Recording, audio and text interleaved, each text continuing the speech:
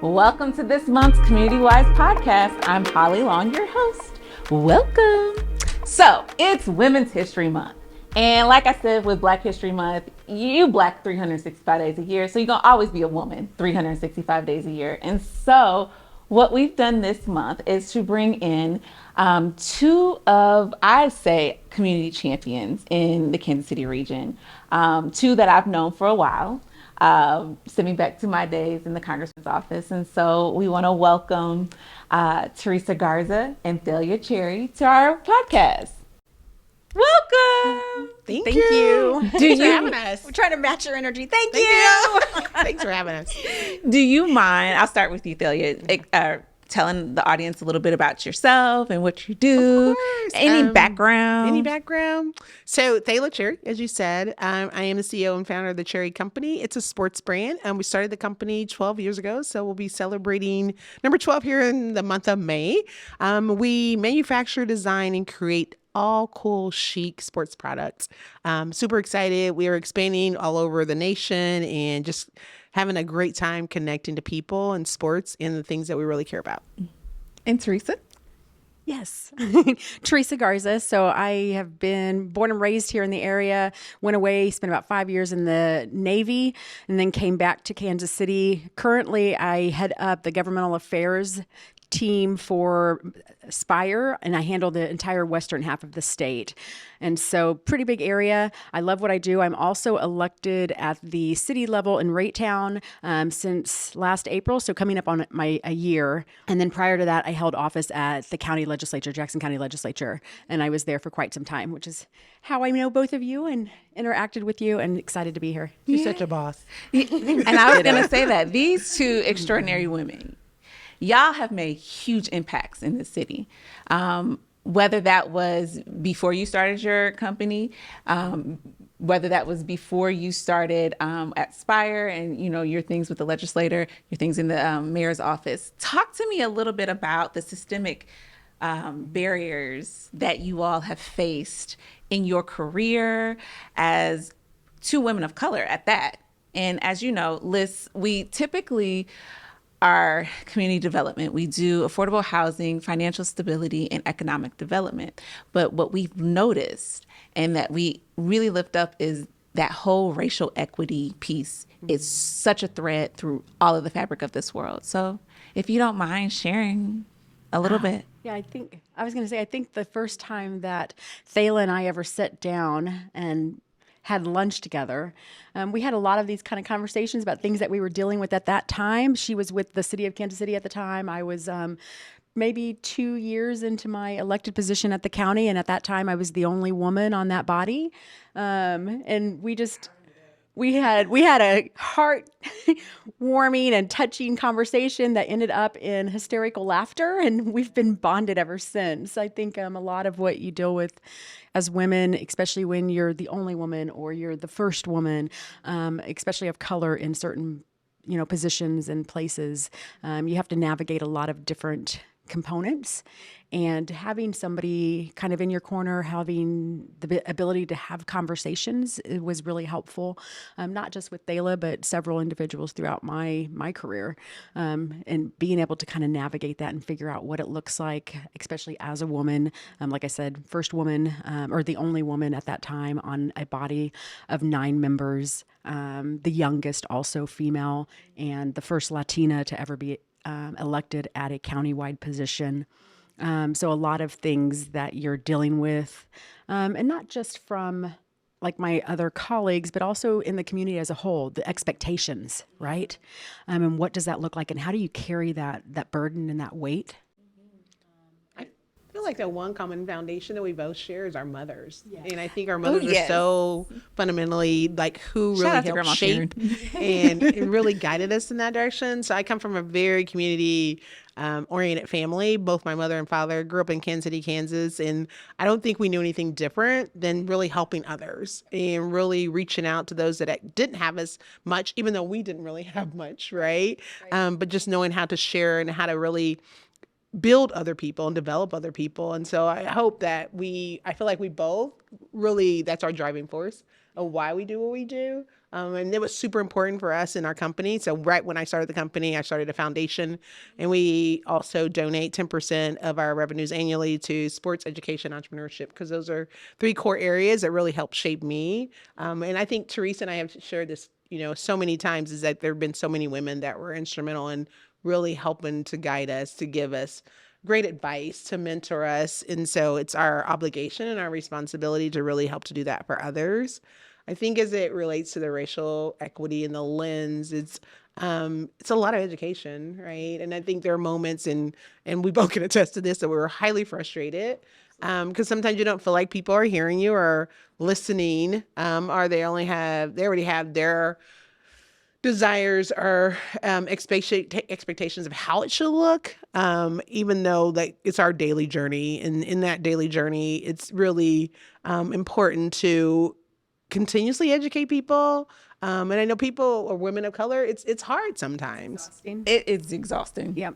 And I think those preconceived notions that a lot of people have of what it's like, but they don't really know it if they're not you. I mean, we've had this conversation where women have been like, somebody has made a comment to maybe like another woman of color or to a person of color, and a friend will be like, oh my gosh, did you hear that? And we're like, yeah, we deal with that all the time. Like, and they're like, what? People say things like that to you? And they don't, because they deal with us in a different way, right? And they don't think that we deal with the same types of things. And so I know Thalia and I've talked about that quite a bit, of even people that are within our circles and our circles of influence and networking don't see us in the same light as maybe somebody else because they interact with us regularly. And so that's also that continuing level of education. And it can be exhausting. And I know there are people that get tired of it, right? But somebody has to do it. And if we're not doing it, if we're not stepping into that space, then who is? And you just got to keep going. I was having this conversation with our daughter recently, and she was encountering some challenges. And I just said, I need you to stop for a minute, which is hard for my daughter to stop. And like her mother. I can't imagine where she gets that from. And right. I said, just think about this. Like Harriet Tubman, never stopped. Right.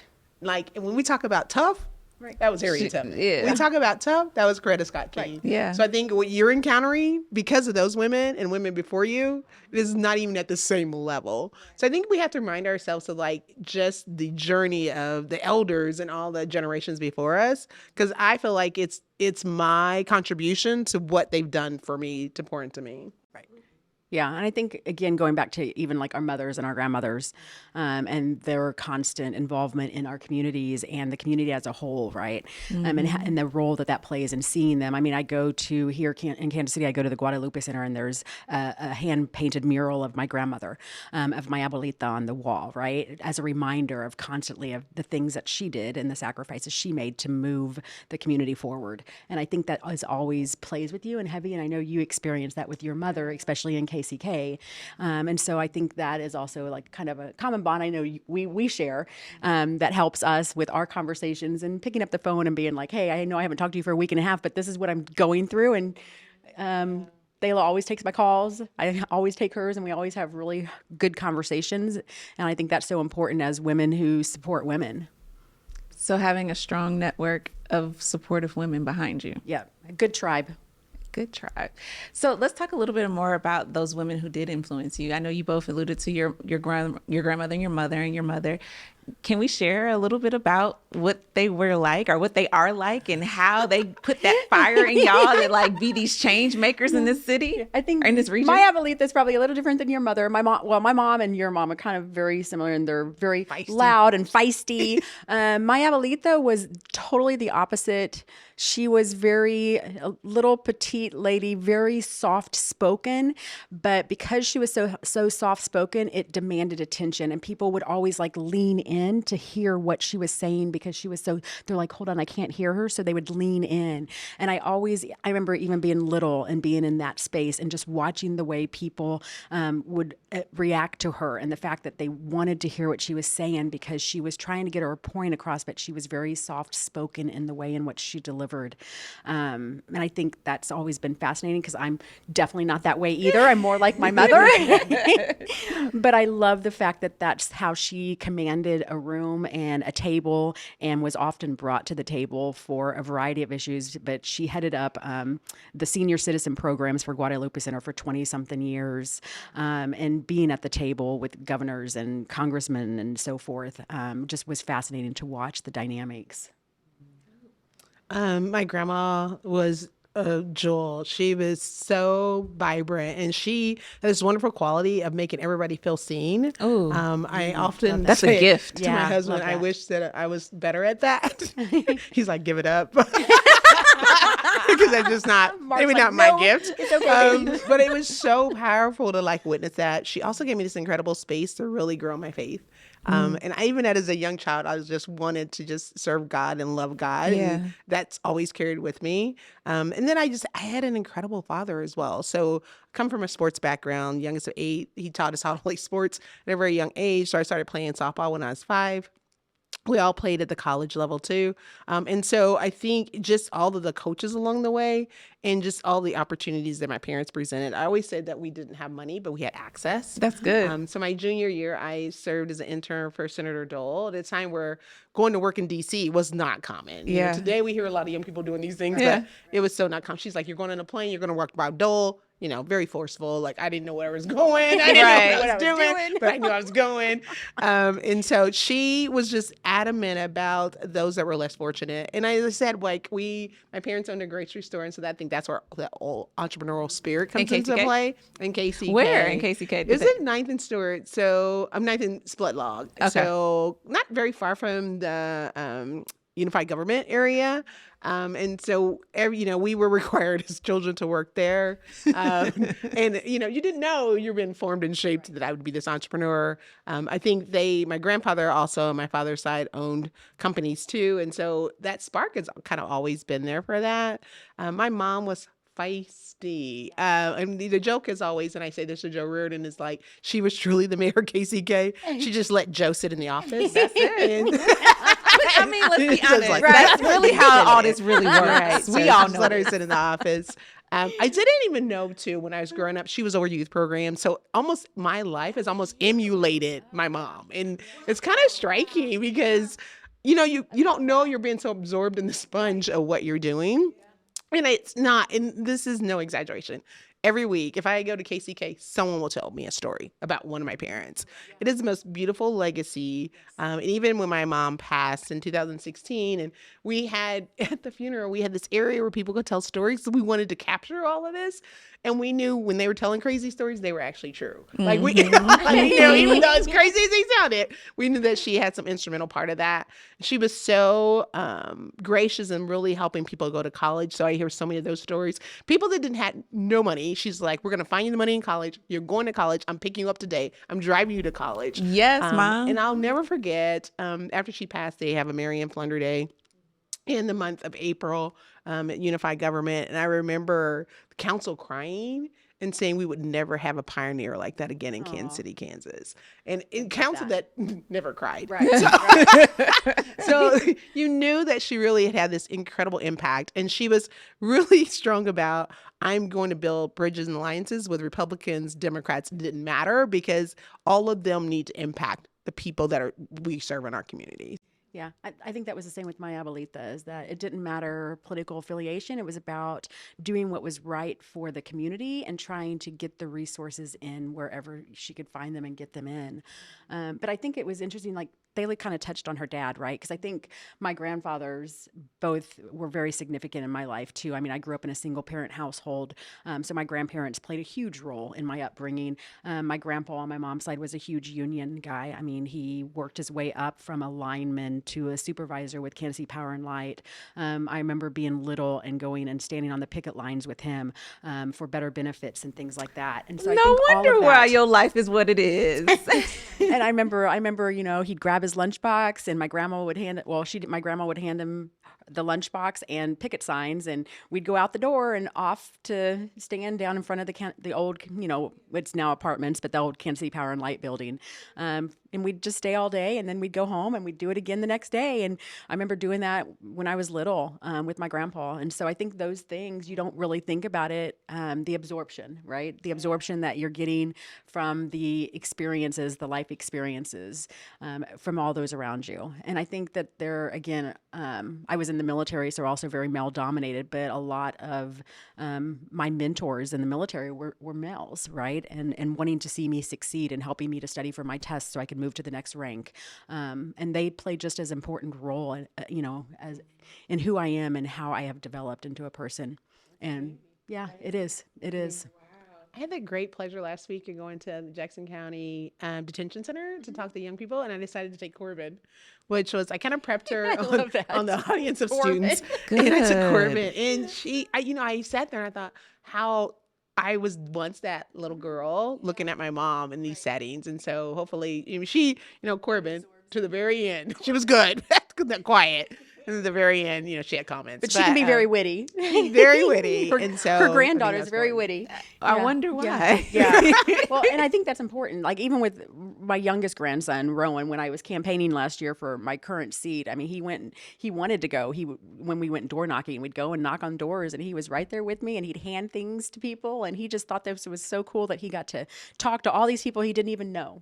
That's teaching the next generation like what it is and to continue you all's legacy. So I know we only have a few more minutes left, but stumbling blocks and how those were used as opportunities for where you are now. Any of those that you feel like sharing with our audience, and we can rope that into how you became the people you are in the community. I definitely know that my mother's conversations with my siblings and I, and her watching her navigate, were critical in that. From a business perspective, it's just the way I view the block, right? And as you mentioned earlier, like seeing it as an opportunity, she didn't let anything stop her. And so I think because of that, I have such tenacity, perseverance, and it may be the no in the moment, but I know it's not no forever. And from my faith perspective too, I know that whatever those things are, that God can remove them, and nothing is stronger than Him. And I think that often, that even though we know these things exist, right, because of human experience, it's really important for us to tap into our faith to know that, like, if it was designed for us, it will happen. And we say it, in conversation, but it's true, right? It is true to our heart. And so I just think my grandmother, my mother, my father, just setting such great standards and examples, but just knowing that, like, yes, today it may hurt, but tomorrow I'm still going to get up, right? I'm still going to knock down that door. I'm still going to, and I alluded to earlier, my ancestors did that, right? Whether they were close, directly related ancestors, but just ancestors in general, they fought through so much for every privilege I have today. And I will never not honor that and respect that. So the things that I may encounter are minimal compared to what they encountered. And so I have to make sure that I am that light for others that are generations behind me too. Yeah, I think it's perspective, right? I mean, just because it's a no today doesn't mean that something else isn't going to be a yes tomorrow, right? And you have to look at it from that perspective. I think if it's not meant for you, then it's not meant for you, and it's really coming to grasp with that and learning that. And I think that comes even more so with age. And then once you realize that, what do I need to do next to get where I need to go? Who do I need to reach out to? What are the conversations I need to have? I think there's always a chance for opportunity. It's just shifting and figuring out what that opportunity looks like if it didn't go the way you originally wanted. I think that's key. I think that, again, resilience, I think, is a huge piece of who I am. And I think a lot of that comes from my mother as a single mother and watching her struggles and seeing her pivot so often in order to keep us where we needed to be and moving forward. And I think that's just kind of ingrained in who I am, and knowing that it's going to work out, right? I mean, if you have faith and if you believe, then it will work out, just maybe not exactly the path that you originally thought.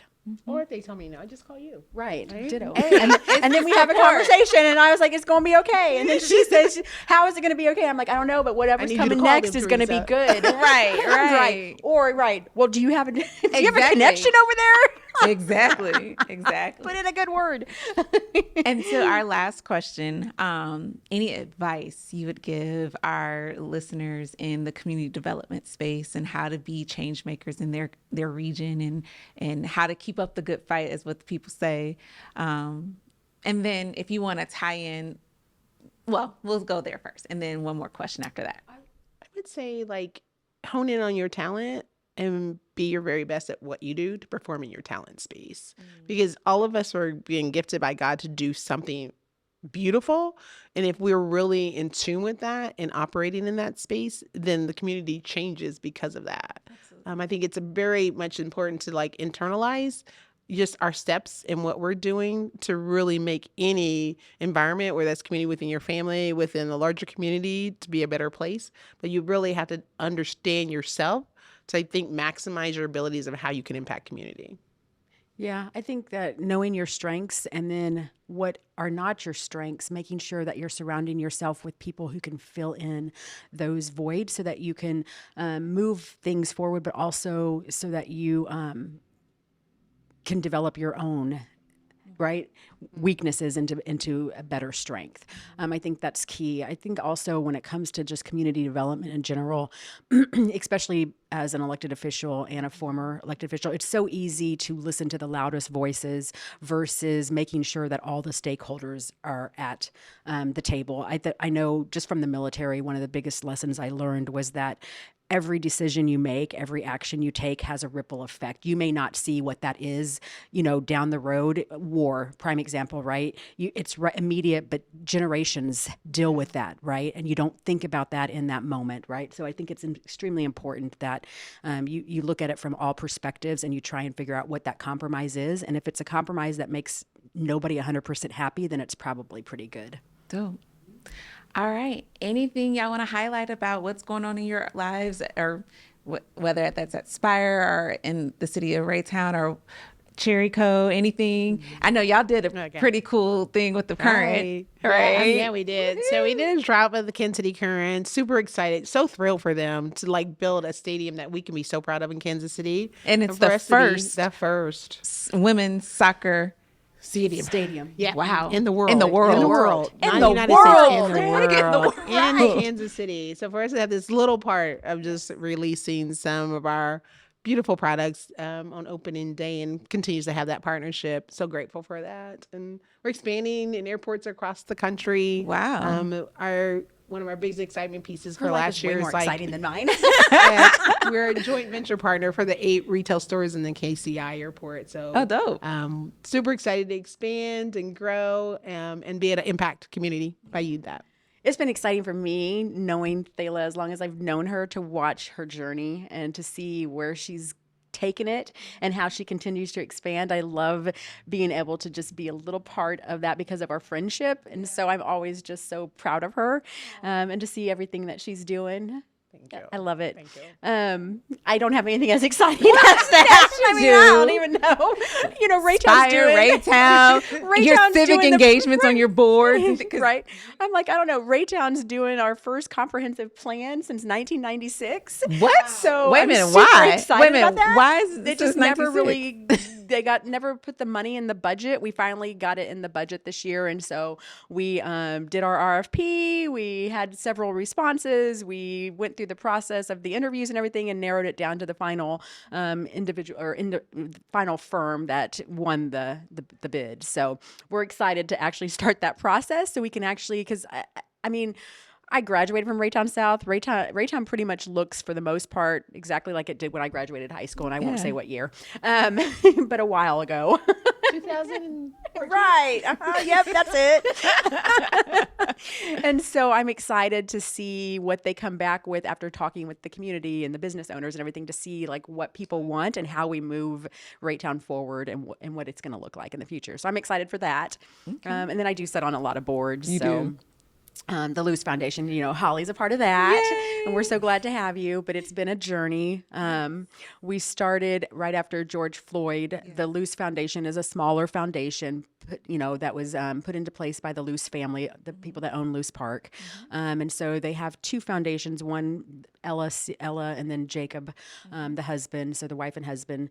And after George Floyd, we kind of stepped back and took a look at how we were providing grants, and how do we be more intentional and impactful, and what does that look like? And we shifted from a traditional legacy type grant giving to a trust-based model that actually develops a relationship with the grantees, so that if a lot of times you'll put in a request for a grant, you get the grant, and then you have these like performance metrics and all these things that you have to follow. And if something happens in the middle of that grant year that shifts, then you're still stuck with having to do whatever was in that grant. And we wanted to move away from that, so that if there is something that happens and that impacts the family or the children that the organizations are serving, they can shift their focus in the middle of the grant cycle and actually address that particular need or issue. For example, natural disaster or another situation like George Floyd, or if there is a situation where, maybe a large company, a lot of people work for that company and they get laid off, right? Exactly. So how do you address the needs that suddenly shift? And so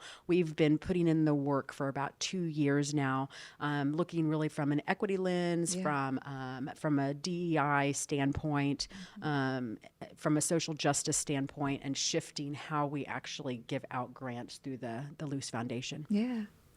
Exciting times. Yep.